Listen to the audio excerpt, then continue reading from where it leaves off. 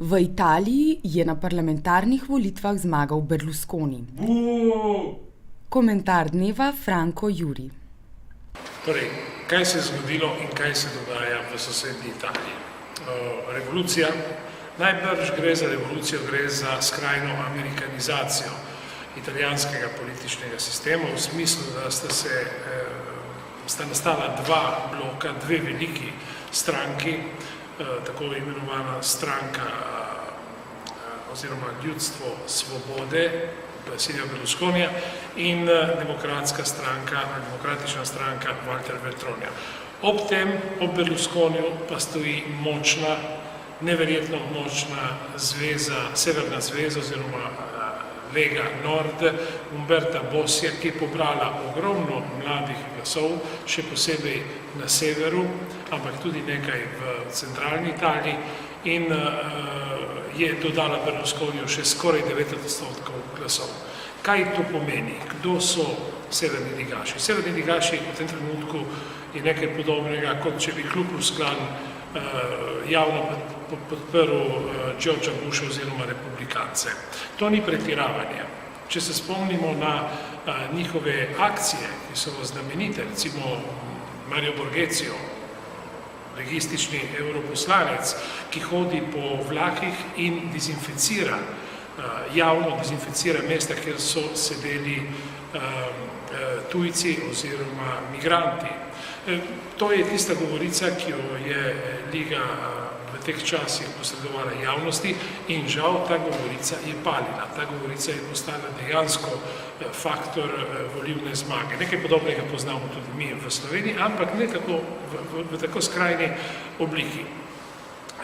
Silvio Berlusconi seveda dominira medijski prostor, imel je zelo lahko delo, kajti Prodijeva vlada je bila neučinkovita, ker prvič ni bila enotna, drugič je imela zelo nestabilno večino zlasti v senatu in zaradi tega je bila prisiljena paktirati z neverjetnimi minami, kot je bil Clemente Mastella ali druge stranke.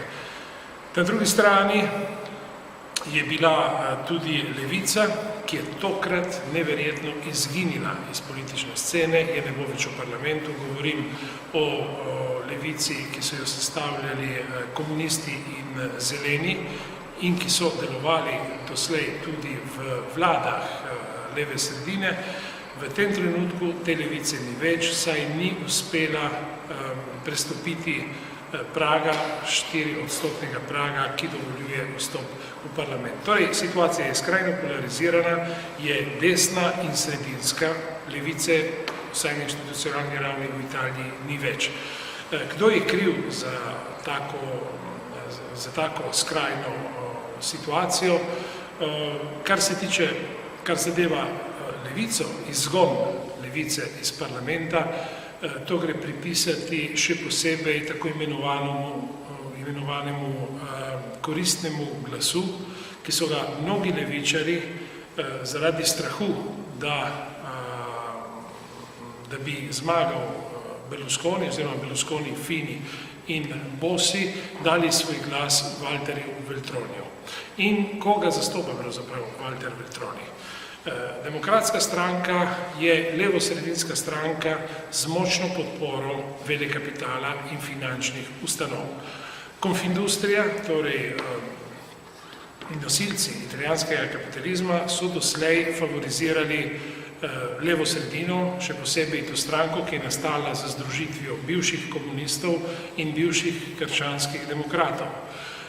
V trenutku, ko je zmagal Berlusconi, seveda Konfindustrija in gospod Montezemolo ponovno koketirajo z desnico. Skratka, kapital je vedno pragmatičen in, kot poznamo tudi iz naših logov, se hitro prilagaja novim situacijam. Dejstvo pa je, da v italijanskem parlamentu ni več nikogar, nobene politične sile, ki bi skrbela za ekologijo, za socialo, za solidarnost in predvsem za mirovništvo.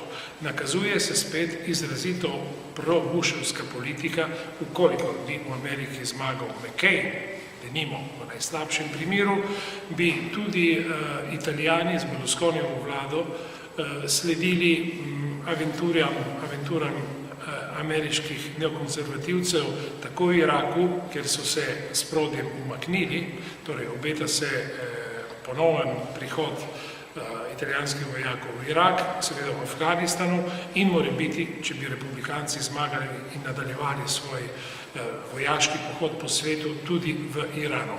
Skratka, obeta se situacija, ki bo še hujša kot v prejšnjih desnih vladah, kajti tokrat imajo jasno večino, kaj to pomeni za demokracijo v Italiji, bomo še videli, ampak Italija, tako pravijo opazovalci, bo nekoliko bolj stabilna, saj ne bo paktirala z nobenim. Dejstvo je, da bo Liga dobila notranje ministrstvo, bo zelo restriktivno nastopala odslej naprej do tujcev, do migracij, pri tem pa se obeta seveda precej ksenofobnih elementov v politiko. Kaj to pomeni znotraj Evrope, je tudi odprto vprašanje, ampak dejstvo je, da Italija se je spremenila percepcija politike pri Italijanih. Italijani so večinsko nagradili percepcijo politike, ki ponuja hitre, enostavne rešitve, ki deluje na pozabo, na praznino zgodovinskega spomina, tako kot je napisal Pavlo Rumic v svojem čudovitem komentarju nedavnem.